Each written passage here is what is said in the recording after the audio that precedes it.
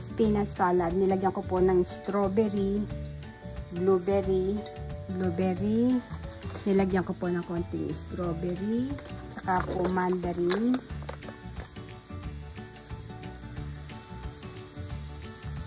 Pumpkin seed. Ito po siya. Tsaka po pecans. Ayan po.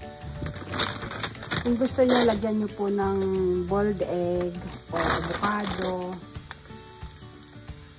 Ito po siya.